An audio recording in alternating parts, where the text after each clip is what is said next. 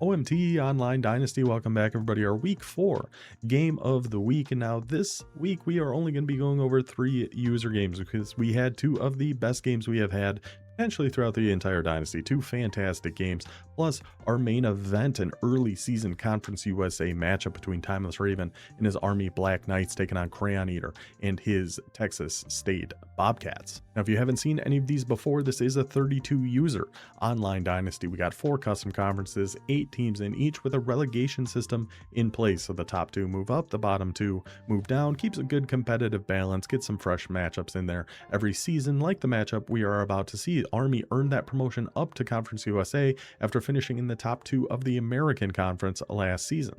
Now, if you are interested in potentially joining the Dynasty, it is all done through the Discord. Link for that is down in the description. Just hop in there, make a post, tag me, DM me, somehow let me know you want on that waitlist. I will get you on there. It is fairly long as of right now. I expect it to be trimmed up a bit as we head into College Football 27, but that is going to carry over into the new game and into the new Dynasty. So I think that's all we've really got to cover here. Like we said, it's going to be Army and Texas State as our main event. Let's head over and take a quick look at the depth charts of these 2 squads here, starting with Timeless Raven and his Black Knights coming into this one at 2-0 with 2 wins against Mountain West Conference teams. That is our top conference. One of the wins was against me in Old Dominion. Last week we saw him get that win against Georgia State. The Black Knights, Colin Matlock going to be quarterback 1, resistance step up dot on time, and I believe Army is going to be in the USC playbook for this one, and I know Texas State is going to be in the Rice playbook, which is a ton of fun. I love that Rice offense. But Matlock going to be our quarterback 1. Halfback, this guy is unbelievable. Morgan Tracy, 89 overall, 90 speed, platinum downhill, workhorse, ball security, 6 foot tall, contact seeker. I don't think I've ever seen a running back with ball security, and I also don't think I've ever seen a running back with ability we're going to see Texas State have here as well. Yeah, this guy, a huge problem for defenses. We expect him to make a few plays in this one. And behind him, Joel Ayahuasca with a gold safety valve, 5'10", 94 speed. So a little bit more speed, but if we can get a contact seeker with those abilities with 90 speed, huge problem. That guy's ridiculous. Wide receiver wise, we're going to have Braylon Hinish, 6'3", but platinum sure hands. Montrell Keller, 6'3", press pro, sure hands, 50-50. Got a nice speed option here with Darrell Lemon, 5'10", 96 speed. Stingley, 5'9", sidestep, recoup, shifty, and another 91 speed speedster, Danny Adai down there. Joseph Adai. Shout out to the Colts. I'm going to guess that's his son. Might be his grandson at this point. We are in 2030. Tight end wise, we're going to have Jeremiah McSwain, 6'6", 84 speed. Tight end. Offensive line, let's see what we got here. A right tackle over at left tackle. Makes sense. Quick step, option shield, platinum outside shield, option shield, outside shield on our left guard. Just 1,000 things on our center. My goodness. Right guard, a ton of abilities on him as well. Just abilities all over the offensive line. Good to note. Defensively, we are going to have a platinum pocket disruptor, Angelo Delaro at left edge. Right edge, John Ring. That's much easier for us to say. That name is familiar. I don't remember if he was at Army last year, but I know there was a game of the week last year where John Ring was making some unbelievable plays. It might have, I don't know, but that name's very familiar. Defensive tackles, Johnny Bryant, pocket disruptor, inside disruptor, both gold. Defensive tackle, another platinum pocket disruptor. Pretty nasty defensive line Army has been able to put together here. Linebacker wise, we got 82 overall, 82 speed blow up and platinum hammer on Lyle Beebe. Mike linebackers, 91 speed with platinum wrap up. Clifton Galladay, definitely expect him to be out on the field here somewhere. I think that Sam linebacker might be a touch slow, but we will see. A Will linebacker, 85 speed with a gold robber. Tory Office. Cornerback wise, Terrell Verrett, Robert, blanket coverage, 6'2". A house call, 6'3", Dion Dell, another gold robber. 91 speed, no abilities there. So we got, what, 2 robbers, a blanket coverage, and a house call at a cornerback room. Pretty solid. Up at free safety, we're going to have another robber, 5'10", 88 speed. At strong safety, Terrell Marshall, 6'3", is fantastic.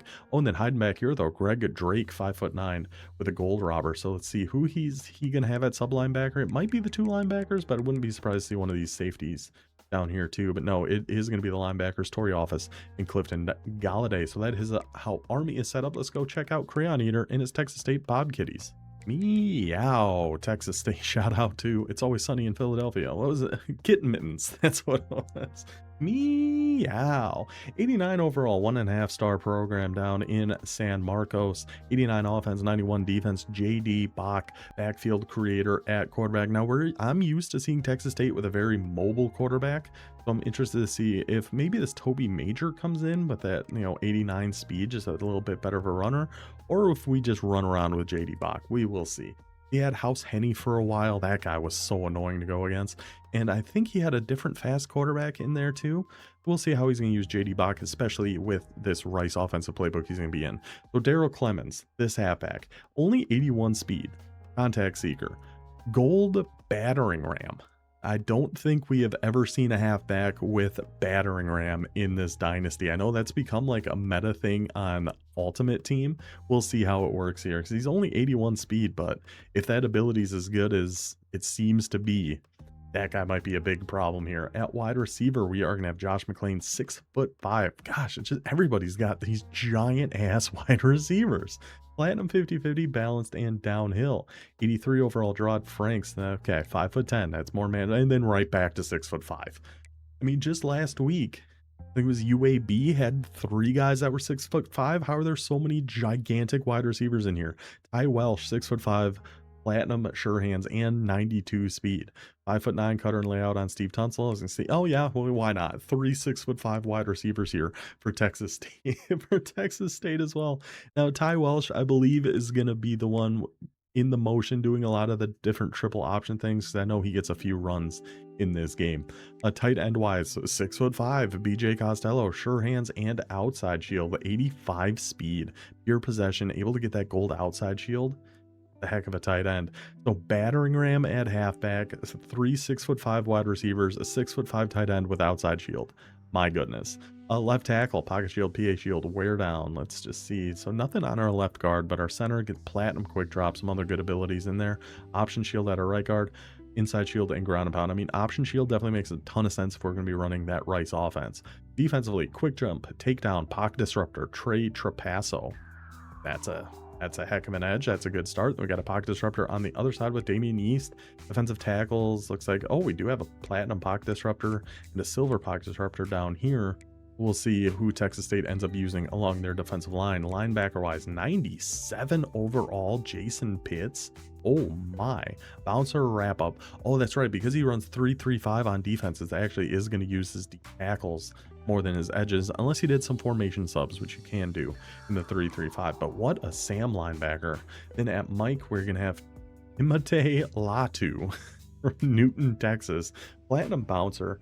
I've never found bouncer to be super useful. We'll see if we're going to see some zone chucks from the Mike linebacker. Then Ron Holyfield blow up and wrap up, because 3-3-5 is going to actually use your Sam, Mike, and Will, unless you're in 3-3-5 tight, but I don't believe Texas State is. Cornerback wise, Frank Hack, 5'9", blanket coverage jammer, house call, ball hawk. So he can play however you want him to play with jammer and ball hawk in there. 95 speed with the gold house call, Dion Ansa. 94 speed, 6'3", Kenyon Toppins. 91 speed, Mr. Honeycutt. Free safety, Dante Griffin, a platinum blow up, 6'1", 88 speed, 92 overall.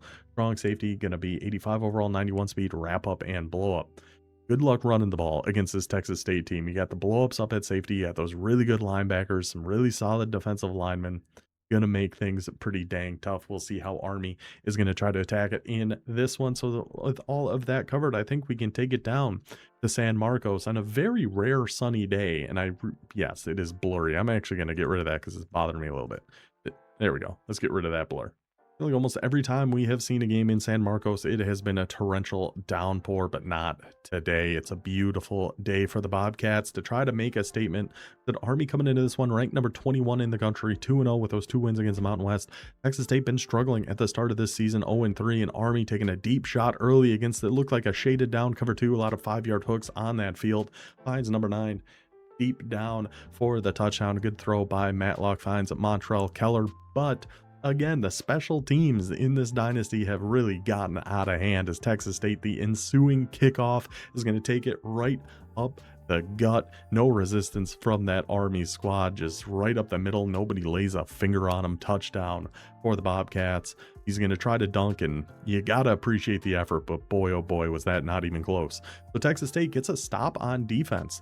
They have got the ball at 7-7, going to be coming out in that Rice playbook, and there is Daryl Clemens, only the 81 speed, but the battering ram lighting up, taking it right up the gut for a huge gain for the Bobcats. Rice offense is just so fun. It's so annoying to go against because there's just so much motion. And even look at that. I mean, that should have been a gain of nothing, potentially even a loss of 1. Ends up as a gain of 2 because Clemens is just such a freaking tank. So again, we see that motion this time. I believe that is Ty Welsh. Yes, he is the motion man in a lot of these. But now we're actually dropping back to pass. That left side just wide open. Give it right back to Clemens and just battering ram your way down the field there, brother.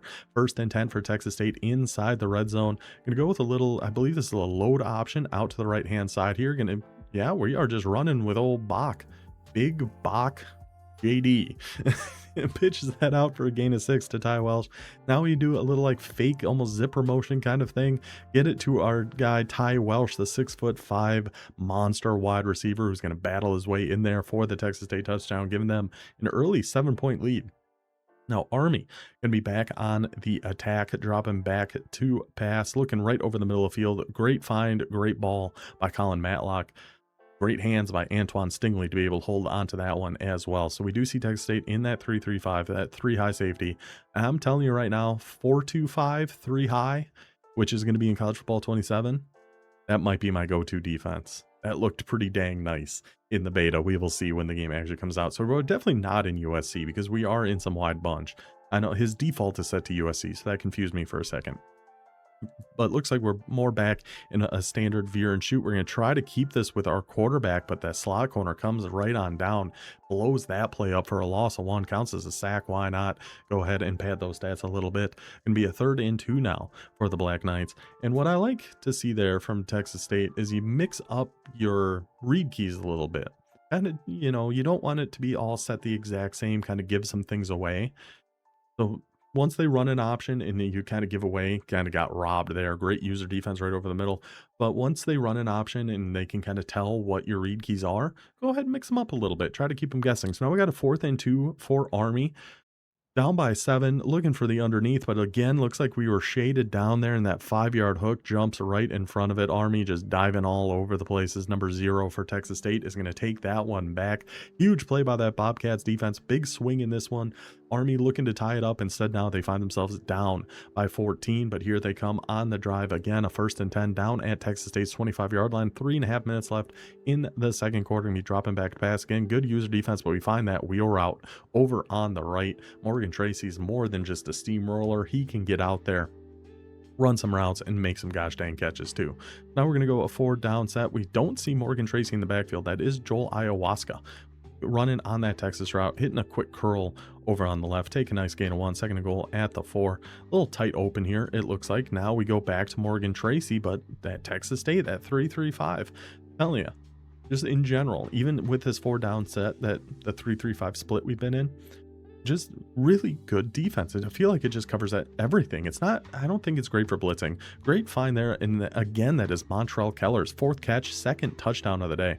Like, I don't think it's great for getting pressure, but I do think it's really good at guarding the run, really good at guarding the pass. I'm happy with that. I'm not a big blitzer anyway.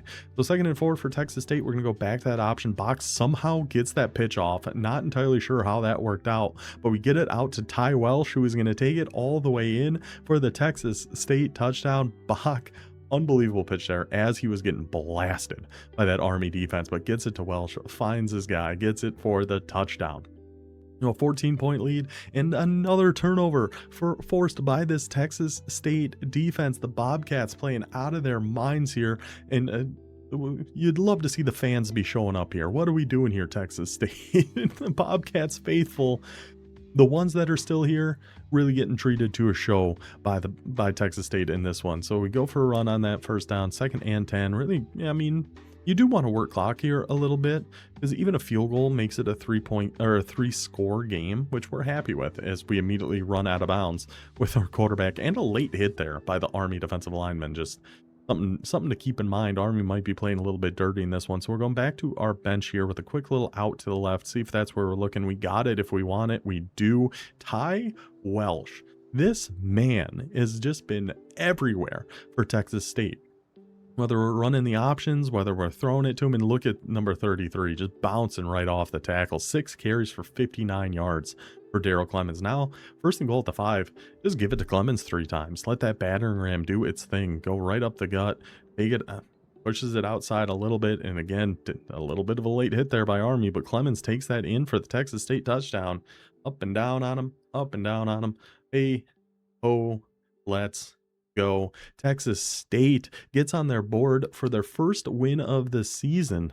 And what a win it was, taking down number 21 Army 49-28, 18 rushes, 152 yards, 6 for 7 passing, all we needed from JD Bach. But it was really that Texas State defense that just made life hell for that Army offense. Very impressive win there for Crayon Eater.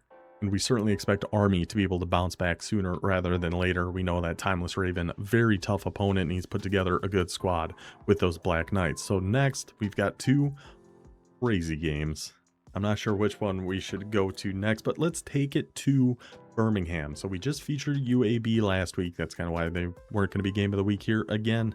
As Cosmic Selector and UAB will be taking on Havs and Georgia State. UAB coming in this one 2-1. Fresh off that loss last week to Rice, trying to get some momentum back. Georgia State also coming in off that loss that we saw last week. Overall at 1-2. So this is kind of a big game for both teams to try to right things for our final season here in college football 26. We're going to have Georgia State starting with the ball, still using that Navy flexbone offense, facing a 2nd and 12. First possession of the game, really only missed 1 play, hitting a little halfback counter. Love to see us using that play a little bit more. Keon Haskins at number 23. We saw in, I think it was week 1, he had those 2 kick return touchdowns against Rice. We saw last week he had some big play touchdowns. Number 23 on Georgia State. If you're going against them, which we will at some point this season, Old Dominion is, got to keep our eyes on number 23. Can't let him beat us. We also know, so this is going to be a read option, looks like. We also know Georgia State loves to run with that quarterback. Oh, beautiful blocking up front. Nice little cut to the right too. Split those 2 blockers. Take it right in for that touchdown, number 27. He's going to shoot the jumper. Oh, he's not. He fakes me out every time. It's unbelievable. Keep your eyes on number 23 of Georgia State. UAB going to be, I believe I don't know what playbook they've been in actually. Still using a lot of that heavy under center offense, using those pulling guards. Look at number 27. He didn't even get taken down at the end of that play. They were able, luckily, the boundary was there and they were able to push him out of bounds. If not, he was not getting stopped on that run. So now we're going to the F-Twins over. Going to go with that run up the gut to DJ Khaled, the quarterback. Another rushing touchdown. Another one for DJ Khaled. Ties us up at 7 apiece in this one. Hitting a little backbreaker, Sally. We haven't seen that one much this year. That was Sam Houston back in season 5 was using that one quite a bit. The UAB gets the stop on defense, can be back on offense, and even on 3rd and 8, we are keeping that run game going. UAB knows what they do well. They are going to stick to it, even on a 3rd and 8, even on that down and distance. Now we're going to that QB RPO. And man, that was just dumb out the defense. Khaled, even when he started that, he was really holding it stupid, but the defense just doesn't react to it. I don't know. Hopefully that's something they're going to tune a little bit into college football 27, because I feel like there's certain QB RPOs that are just very, very good. But that sets up a 1st and goal. Now we're going to do a design quarterback run for Khaled. Gets kind of taken down, gets kind of blasted there. 5 carries for 21 yards. Now we go to that 5 wide with our backup quarterback in there, but going to fake the jet sweep, just like we did at F-Twins over. And number 12, Stanovich, something like that. Going to take that in for the UAB score, puts them up 14-7 early in the 2nd quarter here. Still 14-7. Georgia State on the attack though. Got a 3rd and inches down at UAB's 9-yard line. Going to take that run right up the gut, pick up that 1st down, try to work this clock a little bit. If you're UAB, I was wondering if you take a timeout there, or do you, I guess it makes sense to try to save them. Yeah, I think it makes sense. Try to save him. Number 27 gets through the first 2 UAB defenders. Luckily, there was a 3rd one there to be able to bring him down. Now we take a timeout. 42 seconds left. A 2nd and goal at the 1 for the Panthers. Going to be coming back out in some flex ball and see if we're just going to go run up the middle. No, we are going to try to pass this. We're going to try to get out and run with our quarterback, but with the contains are out there. Has to just run straight backwards. A little lucky we didn't get a intentional grounding there as we throw that one away. That was going to set up a 3rd and goal at the 1.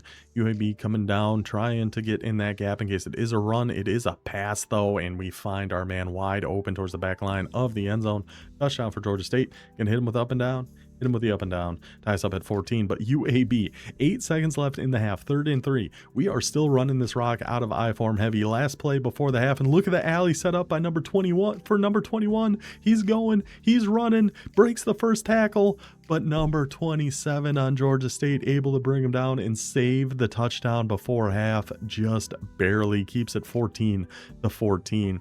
Now the Panthers are going to be back on offense here, looking for a quick one over to our left flat now that we are into the second half. 4.5 minutes left in the third. Finds his man, sets up a 1st and goal at the 9. Now a little fake rocket toss. Loves to just take off and run with his quarterback in this one. Was kind of hoping for a block from our tight end there. Instead, we have to swerve that back out to the right. Still take a gain of 4. Still set us up at the 5-yard line. Gonna stay in that flex bone set. Wouldn't be surprised to see a rocket toss out to the left here once we're on that right hash. And what was the outside? Hold on, I don't remember if I actually rewind this. I might have to just do it right here. Because what was this outside corner doing for UAB? Where in the world are we going? I believe it's one of these two guys. They're kind of phased into each other right now. But one of these two guys looks to be in a good position to play this right here. And then he just decides to go back that way. I don't know. I don't think he was getting there in time. That was probably a touchdown either way, but not sure what that outside corner was doing. So it's a 7-point lead for Georgia State. UAB gonna be in a pistol set here. Still gonna be running the rock. Still gonna be breaking tackles. Still gonna be moving the ball down the field on the ground, back in some heavy I form. But yeah, in College Football 27, in the beta at least, the rocket toss worked the same going both ways. Finally, in number 27 again, the white running backs. Like, I feel like every time we're watching UAB, it's at number 27 making big plays. I don't know, maybe he would have scored that touchdown before half. I'm pretty sure that wasn't 27. I think it was the other guy. But he takes that one in for the big run. And is that like the Donald Trump dance? I don't think I'd ever seen that celebration before in this game, but UAB breaking it out there. Now a 4th and 3 for Georgia State. Gonna be aggressive, gonna go for it. Looks deep down the right, but the safety able to get over there, gets the interception, but takes it out and gets down at the 1-yard line. So UAB taking over 1st and 10, but all the way back in their own end zone here. You really wish he got those, it's nice he got his feet down. Nice he made that interception. Kind of wish you stayed in the end zone there, brother, because now we got a 1st and 10. I mean, the ball's almost in the end zone already. And then look at this D tackle. Just right here. Right here. I had to wait for the timeout. Just doesn't even get touched. It's like he went for a chop block. That left guard went for a chop block, and he just got hurdled by this defensive tackle who just comes in and gets an instant sack. I swear I'm seeing stuff I'd never seen before in this game. I swear it. Safety forced by Georgia State, up by 2. Now 4th and 1, 4.5 minutes to go. They are going to stay aggressive and go for it instead of taking the field goal and trying to make it a 5-point game. Try to hit that quick out and secure catch it. Comes up short. UAB's defense gets the stop, takes over. Now 4th and 1. We're going for a quarterback run. Looks like we're stuffed. Looks like we're short. They give him the first down. DJ Khaled. I didn't think he got this. I still honestly don't think he got this. We see the replay up there. Georgia State's going to go ahead and challenge it. Just from the first look, it sure didn't look like a first down to me for DJ Khaled on that run, but the challenge and the call on the field stands. That is a first down for the Blazers. So they keep the ball down by 2, less than 3 minutes ago. Back to our power eye, back to the run, back to number 27. Who else? I'm telling you, these white running backs are unbelievable by season 6. Every team should have one. I don't know what it is. Every team with a white running back, we see fantastic plays. The UAB took the lead there.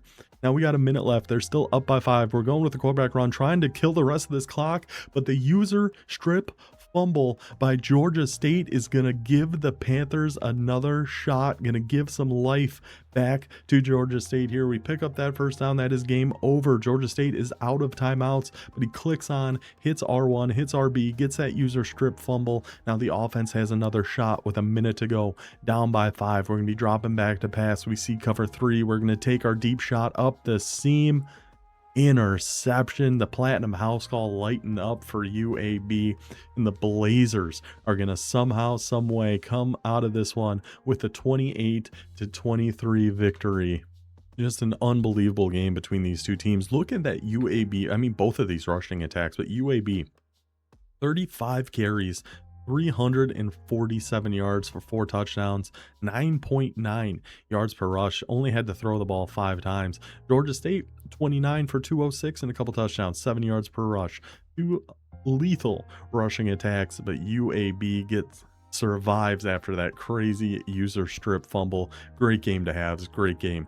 The Cosmic Selector. So that is going to leave us just one game remaining here between Fresno State and Rice. Fresno State we just featured a couple weeks ago. Rice we just featured last week.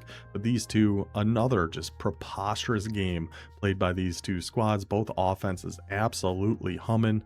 We got a lot of fireworks down in Houston for this one, so let's go ahead and take it to the game. Fresno State coming in this one 1-2, fresh off a pretty rough outing against Utah State last week, but we saw in their game of the week against San Diego State. This is a team with some talent. This is a team with some potential. Rice coming to this one 2-0. Already got a big win against Georgia State. Got that win against UAB. They've been playing some good ball here to start season 6. So let's go ahead and get it rolling. Rice on the opening drive here with a 3rd and 6 at the Fresno 40-yard line. Gonna be dropping back to pass. Now Fresno, what they do, which a lot of people in this dynasty don't do, and this is also something new. So unbelievable play there by number 4, Sean Guy, to take that sidestep, tiptoe into the end zone. But don't get too excited, Rice faithful, because this one is going to review, and they call him out at the 10-yard line. I don't think I'd ever seen a call like that get overturned. I feel like we're just seeing something new all the time. And we did see there for just a second, the quarterback stats popped up, and Cheech and Chong, the quarterback here for Rice, is 96% for the season. He has been electric for Rice so far. And Justin Bieber, of course, the halfback for Rice, has been a monster to start the year here as well. So we got a 2nd and goal at the 7. But yeah, I'd never seen one get overturned like that. It was crazy. What was I saying about Fresno? Oh yeah, he does a lot of man blitzes, which is honestly not something we see a ton of people do. JMU does a little bit, not nearly as much. Like he'll send 5, but we'll see Fresno sometimes will send 6. He'll send some heat at you, but a tight end RPO is going to catch him off guard there as Everett Bandy, the superstar tight end for Rice, takes that one in for the score. Now Fresno facing a 3rd and 7 on their own, a huge first down conversion there for the Bulldogs with these two offenses. Yeah, 95.6% completion percentage for Larry Chong, and even Larry Stumpf. 2 Larrys. What are the odds of that? Larry v. Larry in Fresno State versus Rice. He's still throwing 71.5%, ton of yards, ton of touchdowns. Take a quick underneath one there to number 19 on that 1st and 10. So it's going to be a 2nd and 7 at the 10-yard line. Minute and a half left here in the first. Going to stay in some gun trio. And we see Rice also in that 3-3-5, which so good. I just don't think Old Dominion has the horses for it, unfortunately. Me dropping back pass, going to hit a quick little zig route over on the left. I almost called it a return route, but that's going the opposite way. 3rd and 3 now for Fresno. We're going to be changing our flats, get them back. Yeah, if you want them playing short, just put them on default and shade underneath. Is the 10-yard flats actually super good. And 10-yard flats are very, very good. Shout out to, I think it was Civil was the first one I saw talk about that. But the 10-yard flats are great. So we saw Rice hit an RPO for the score. Fresno State going to answer right back. An RPO of their own to Mr. Yancey. Crosses the goal line, ties us up at 7. Keep it in the first quarter, 50 seconds left. Rice with the ball here. Going to be number 23 in the backfield with Chong. Going to take this run right up the gut. Bounces around his own offensive line a little bit. Unbelievable downfield blocking. Shout out to number 2 on Rice for being able to hold that block downfield like he did, opening up some space for George Rawls to get way down the field there. 1st and 10 for Rice at the 24-yard line. Are we sticking with that read option here? We are indeed. We see that defensive end kind of standing put, but there's that not just platinum downhill. That's up to a Heisman level downhill on number 29, Justin Bieber, the running back here for Rice. A classic little Y sail setup here. We have our tight end. Got to pass lead that down to keep it below that corner or safety up there. And number 84 again, Everett Bandy doing what he does, and I think we got something even crazier coming from him later. So Rice, but look at Fresno, just right back to it. You're not keeping up with that route with the user, just gonna be a little too slow. Find Shakir Yancey, and Fresno right back to the Rice 12-yard line, keeping it moving, keeping this high pressure offense. And what he does that I actually like a lot is what we saw over on the left there. A little smoke screen on one of your outside wide receivers, especially if you're going against somebody who's calling like a lot of match or they have those 10-yard zone drops on. Little smoke screen. It's a great little check down option. We'll see Fresno do that quite a bit, and I actually really like that. So some nickel mint now from Rice, it looks like. We got the 3 down, got an edge over on that right side. We're going to take our halfback right out of the backfield.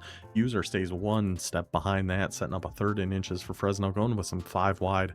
I mean, we definitely expect a quarterback run in this situation, and it's just so hard because your guys line up just so weird sometimes, and it is a quarterback run, but we take the user from the right, come fly back to the middle, bring him down short, 4th and inches. We're going to go with a hurry up here. We're going to call that same exact thing, dive in, gets caught just short, but enough to pick up that 1st down, a 1st and goal for Fresno. So now wide slot left, gotta watch his number 17 on a potential RPO out. The problem is they can go either way, so it's hard to judge, but instead it is just going to be a run right up the gut. Number 31 on Fresno, Mr. Cerveza, ties us up at 14. Now Rice was able to get 3 before half. It is a 14-17 game. Fresno back with the ball, and again leaking that halfback out of the backfield. Those halfback streaks with the right route combinations, absolutely deadly. So now we get another 5 wide going back to that quarterback run. Beautiful blocking up front. It could have been a flag on that one. Could have been a flag. He was sliding. He was down. And then the guy comes diving in and takes his head off. So now we're going to hurry up. We're going to keep him in that defense. We're going to go back to the quarterback run, and we're going to take it in for a touchdown. Fresno, with I believe their first lead of the day here, going up 21-17. The Rice offense back on the field, looking through different formations, looking through different things. We see him in double mug. This is the play I was talking about. Watch Bandy on this. Like, I like what Fresno's user is doing. It just stiff arms that guy right into the dirt. Doesn't have a chance. And then just wins a foot race to the left pylon. Can he beat him there? He does. Everett Bandy takes the RPO. Almost got blown up right away, right before he even caught it. Then wins the race, gets the big stiff arm. Touchdown Rice, touchdown Bandy. But I liked what Fresno was doing.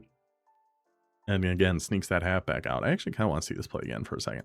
But I liked what Fresno was doing, taking his user. I mean, if he wasn't using that guy and running backwards like that, he would have had no chance of tackling Bandy. So get in front of it, at least try to make him work. Maybe we can make that tackle, but I like the idea. Okay, so we did have the halfback on the left side. That's what I just want to see. A classic little dagger here, you know. You got the drag, you got the post, you got the streak over here, and then you sneak the halfback out on a streak, and it even looks like it worked out better because he got kind of stuck in the backfield here a little bit. And then that just leaves such a big pocket to throw. That classic dagger. Absolutely classic. So 1st and 10 for Fresno, looking to take this lead right back. Ball at the 16-yard line. I'm going to be manning up that halfback now. I think, you know, he kind of got us a few times with that halfback. We got to do something about it. Let's try to man him up with that linebacker and see what happens. So let's see what Fresno's going to go to here. A little wide split, using some more of that halfback motion. We saw him do that quite a bit. And then the user has to try to come help out over the middle. And then we got that little stick route over on the left. Larry Stumpf having himself another great game here. 27 for 31, 304 yards. Still in the 3rd quarter. The Y off trips with a 1st and goal at the 3. Gotta watch that tight end RPO out of here for sure. I don't know if there's, yep, there goes that tight end RPO. We try to get out there with the user, forces them to keep it as a run. Still able to get down to the 2-yard line, but a 2nd and goal now. Back to that 5 wide. So far, we've really only seen the quarterback run out of here, and it is indeed. The user gets in there and shoots that gap pretty well, but that defensive end able to bring him down by his shoelaces before the user got in there and cleaned his freaking clock. So spread Y slot. I know there's some like direct snaps out of these spread formations. I feel like one would be pretty good in this situation if Fresno has one in whatever playbook they might be in, but instead we're going to have a motion from our left slot going out to the flat on the right, and totally confuses the Rice defense. Gets left all alone to walk in for that touchdown. Fresno back up by 4. So starting the 4th quarter, still 28-24, 2nd and 8 for Rice, going with a little halfback draw, and Justin Bieber. See, again now we're seeing Fresno's user though just run backwards, cut him off, or force that spin move. Of course, he's going to break that first tackle, but if that user wasn't running back like that, we never would have got our hands on Bieber anyway. So good user play there by Fresno, helped save a touchdown for the Bulldogs. Rice, though, another huge play, gets right down to Fresno's 30-yard line. Like the big explosive plays from both of these teams. Very impressive. So now we're going a little slip screen with a motion going over to the left. Get everybody looking that way so we can hit a screen back to the right. Bieber again going to break that first tackle. He's going to do that every single time. Takes 9 yards, a 2nd and 1. Rice 21 yards away from taking this lead back again. An unbelievable back and forth game between these guys. The only difference so far really has been Rice had to settle for a field goal before half. Other than that, both these offenses have just been kind of doing whatever we want. Against, let's see what defense is going to be. I mean, we're in double mug, but he doesn't only mid blitz. He sends mid blitz quite a bit, but not a ton. So I like that play. If it was mid blitz, we go for that corner route, which we still might have had. Good user defense by B3 to get over there and at least scare us out of throwing that. But then we got the underneath wide open and a good find there by Taxi Cab. Now a 1st and 10 inside the red zone, ball at the 14. Going to give it back. Oh, there's number 26 now taking that run right up the middle. 2 arm braces on that guy. I wouldn't want to be the one trying to tackle him or Bieber, who's back in the backfield. We just saw his Heisman downhill lighten up, but this is actually going to be a quarterback run for Chong. We've seen Fresno use that effectively. Rice is going to answer right back. It started RPO for RPO. Now we're at quarterback run for quarterback run. Touchdown for Rice, back up by 3. Now 50 seconds left at Fresno in field goal range. Going to go back to that RPO to number 17. He's going to cut his way out. He's going to cut his way in. He's going to cut his way to a touchdown, and Fresno taking the lead. Now Rice, 25 seconds left, down by 4. Desperation time. We are going to push one downfield, click on and make that catch. First down for Rice down at the 31-yard line. Takes their first time out. Still 2 remaining. Going with that kind of empty quads. We got 4 receivers to the right, 1 to the left. Chong rolling out, buying some time right over the middle of the field. Finds his wide receiver number 2. Takes their second time out. Ball at the 13. 13 seconds left. Staying in that empty set. Still looking underneath. Finds his man number 14. Got to take our last time out. Ball at the 5-yard line. 8 seconds left for Rice. What are we going to? We're going with a quarterback draw. It scored for us last time. Can we get it again? Chong, he's got an alley. Stretch, Chong. You just got to stretch that ball across the goal line. He comes up 6 inches short, and time runs out on Rice. Unbelievable finish. Look at that stud of a coach Rice has there, but unbelievable finish there. Fresno hangs on by the skin of their teeth. Just a little bit of a stretch from Chong, and Rice walks away with a win, but Fresno gets to 2-2, a huge win for the Bulldog program. An unbelievable bounce back from that game last week against Utah State. So 35-31, great game to B3, great game to Taxi Cab. Everybody involved in week 4. It was just a preposterous week all around. Now, a quick little scheduling update before we look at everything else that happened here in week 4. So I'm not going to be able to get the week 5 game of the week done before I go. So that one's probably going to be a few days, maybe delayed by a day or 2. We will see, and then we're gonna have to kind of pick things up, or we might just skip week 6 and 7.